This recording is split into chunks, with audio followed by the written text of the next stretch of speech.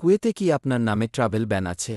এখন থেকে এই আদেশ আগের চেয়ে অনেক দ্রুত জারি হবে। মানে আপনি টের পাওয়ার আগেই বিমানবন্দরে আটকে যেতে পারেন। তাই এখনই জানুন। শেষ পর্যন্ত দেখুন। আসসালামু আলাইকুম কুয়েত প্রবাসী ভাই ও বোনেরা, আমি মমিন সরকার। বিশ্বের গল্প চ্যানেলে আপনাকে স্বাগতম। ৫ জুলাই ২০২৬ আরব টাইমস কুয়েত এর প্রতিবেদন অনুযায়ী কুয়েতের সরকারি গেজেট কুয়েত আলিয়াউম ডিক্রিল নম্বর ৬৮/২০২৬ প্রকাশিত হয়েছে। এই নতুন আইনে কি পরিবর্তন হয়েছে? আগের নিয়ম কি ছিল? এতদিন ট্রাভেল ব্যান আদেশ শুধুমাত্র এক্সিকিউশন ডিপার্টমেন্টের পরিচালক অথবা কোর্ট অব ফার্স্ট ইনস্ট্যান্সের ডেপুটি জাজরাই জারি করতে পারতেন। কিন্তু সমস্যা কি ছিল? ট্রাভেল ব্যানের আবেদন দিন দিন বাড়ছিল, কিন্তু ডেপুটি জাজের সংখ্যা কম। তাই আদেশ জারি হতে অনেক সময় লাগত। অনেক ক্ষেত্রে কোর্টে ওই র্যাঙ্কের কোনো জাজ না থাকায় আদেশই জারি হতো না। নতুন নিয়মে কি পরিবর্তন হল? এখন থেকে কোর্ট অব ফার্স্ট ইনস্ট্যান্সের জেনারেল অ্যাসেম্বলি যে কোনো যোগ্য জাজকে ট্রাভেল ব্যান আদেশ জারির দায়িত্ব দিতে পারবে।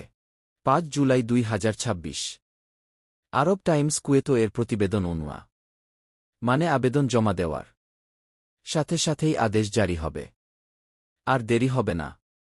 ভাই ও বোনেরা, এই পরিবর্তনে প্রবাসীদের জন্য কি মানে? প্রথমত, কারো বিরুদ্ধে লিন বা আর্থিক দায় থাকলে আগের চেয়ে অনেক দ্রুত ট্রাভেল ব্যান জারি হবে। মানে হঠাৎ করে বিমানবন্দরে আটকে যেতে পারেন।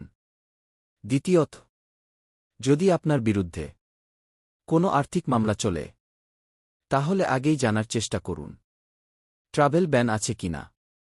তৃতীয়ত, দেশে যাওয়ার আগে আপনার নামে কোনো ব্যান আছে কিনা অবশ্যই চেক করুন। কিভাবে চেক করবেন?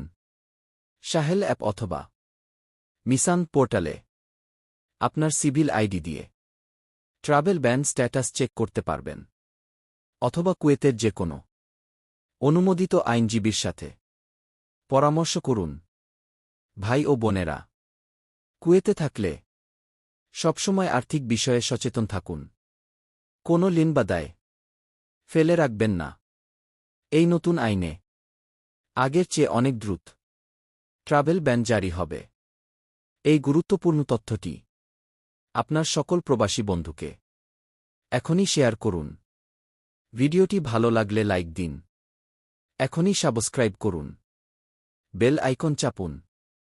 আমি মমিন সরকার। বিশ্বের গল্প থেকে আল্লাহ হাফেজ।